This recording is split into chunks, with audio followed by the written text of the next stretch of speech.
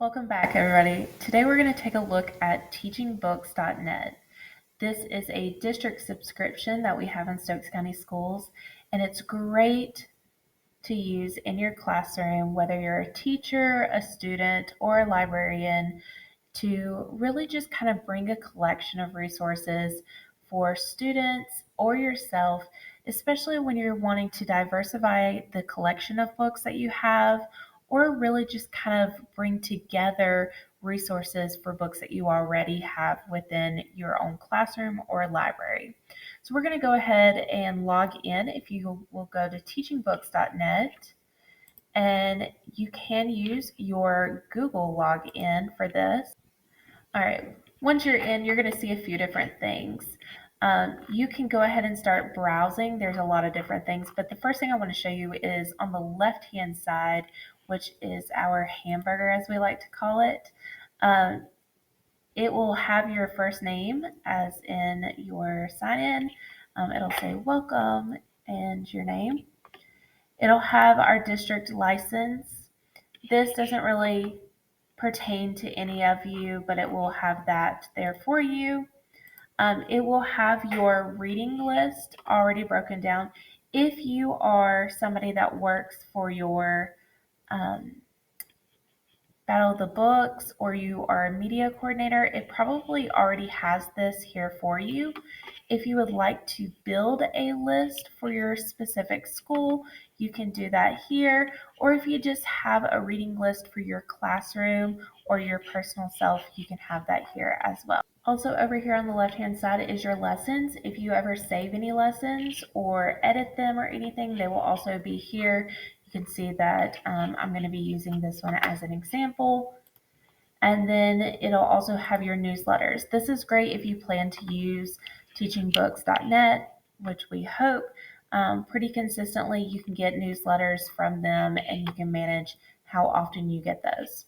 So we're going to go ahead and start. We're going to go ahead and look at this from the beginning. We're going to browse our resources. Now, when you search these, you can do by title, author, or keyword, or if you're a media coordinator and you already have a barcode scanner, you can scan a book that you already have in the library without having to type it in, which is a great tool, kind of saves you a little bit of effort there. Based off of what I just showed you guys there, I'm going to look at the lightning thief. Oops. All right, here we go. So I'm going to use this as an example only because the TV show is getting ready to come out. Plus, there is a Disney movie that has previously come out. So this is a pretty popular book, especially for our young adult readers. And this is something that I know some teachers love to read and our students love to read as well. So this is something that our media coordinators and teachers and students use quite often, which is a reason why it makes a great example. So when it pops up, you can click on the book. It does tell you a few bits of information right off the bat. It's going to tell you the author. It tells you right off the bat that it is the first book of a series. This is great, especially if there are multiple books in the series. Sometimes it's difficult to tell which one's the first one and which one's, the third or fourth. And so this is great for the students to kind of see which ones it is. It also tells you if there are graphic novels. Our students love, love, love graphic novels. So we want to know if there are any out there. This tells you right up at the top that there are.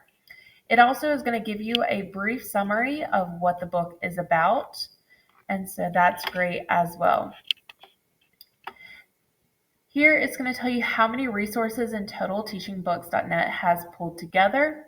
Here it's going to tell you how many awards the author or book has won. It's going to show you the text complexity and then similar books like this. Here I want to show text complexity because this is really great, especially for our EC teachers. Now, what Teaching Books has done is it's pulled together a lot of data to kind of show us, is this book grade level appropriate or Lexile level appropriate? So it takes all of this information and it breaks it down to not just one or two different data preferences, but multiple different ones. But then it goes even further and really breaks it down by meaning, text organization, vocabulary, cultural knowledge, life experiences, all sorts of different things, but then it goes into reader and task considerations. So this is really helping the teacher and the student understand, is this book appropriate for me to read? This really helps them understand, yes, this might be a popular book. Yes, the, you know, cover might be beautiful and amazing and might draw me in, but am I really going to understand exactly what I'm reading? And am I going to be able to understand what this novel is trying to portray to me, which is a great concept, especially from a website. Down below that in the section, it's going to have a few different audio recordings. One of them that I really like is the name pronunciation of the author. So even as a former English teacher, I have been mispronouncing this author's name for years and had no idea. And so this one really kind of shocked me, and I love this, especially when you pick a book with an author's name that's not very common to students. It's very important that they understand and they know how to pronounce the author's name. And I think that's a good thing that the website also puts this in there. It adds in an audio excerpt and then even includes a Meet the Author recordings. All right, so we're going to go ahead and scroll down just a little bit, but on this left-hand side, I also want you to see that you can add this book to your reading list. You can share it with other teachers, other students. You can see that Google preview. You can even play a word search with your students. This is great if you want to kind of hook them in, or you want to do a book cover jigsaw with them as maybe an early finisher activity. Going back over here on the right-hand side, if you click on this plus bar, you're going to have a few different things that you can do. So here it's going to connect with some of the things that we saw here up top, but this is going to give us a few different options. Now, if you see this orange box that's going to be around, this is a resource that is curated by TeachingBooks. If it's not an orange box, then it's going to be pulled in from another website or another resource themselves. And we can see some of those here in just a little bit. So let's look at this resource right here. This is an actual lesson. It's a story map multi-tiered lesson. One of the things I love about these lessons is that it is already differentiated for you. So we can see here that we have level 1, 2, 3, and 4. So we're going to look at a level 1 lesson, and then we're going to look at a level 4 lesson. So looking at a level 1 lesson, it gives you a sample of what it's going to look like.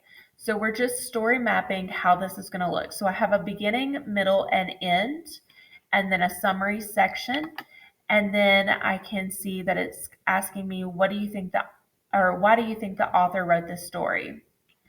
I can also kind of edit this as a teacher and go in and change some of these things and then save this. Now notice that earlier when we looked, my lessons were right here. So whatever changes I make, they're still going to be right here. So this is a level 1.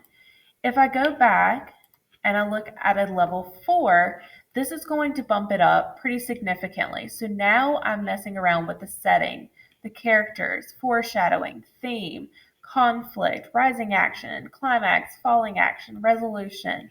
But then I'm also still doing the summarizing, and then why do I think the author wrote this? Notice that those sections are much larger, enticing the students to give more information, but I'm still able to edit this.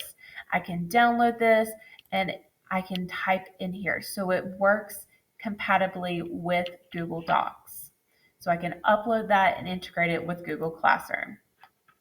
So these are already created and built in there to make teachers' lives a little bit easier. All right, we still have options for the information about the author. Here is an example of orange information or orange boxes that are resources created by and pulled from teaching books, and then not orange boxes pulled from elsewhere. Author interviews, again, orange boxes from teaching books, and then others that are not. All of these have been vetted, though, to make sure that they are appropriate for children. Here are more lessons and activities. So some of these are going to be editable, especially if they're from teaching books, but they also give you a lot of different options. Here's a capture the flag game, which is reminiscent of the book if you have read it. This one comes from Puffin Schools, UK. You can create your own Greek god. So they're really pulling in that kind of interdisciplinary learning. So there are lots of different options. You can have a vocabulary list and more book readings. And then here is where we see those awards that were mentioned above. Down below here are just some different options of books that you can really kind of pull from, and these are some pretty popular books.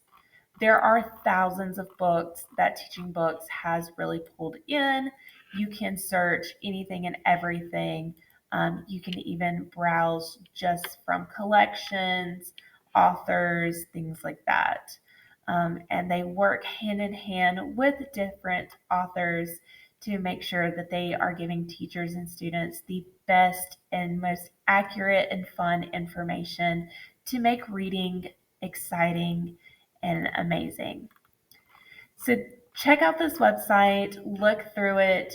I think that you'll find some great resources. But if you have any questions, feel free to reach out.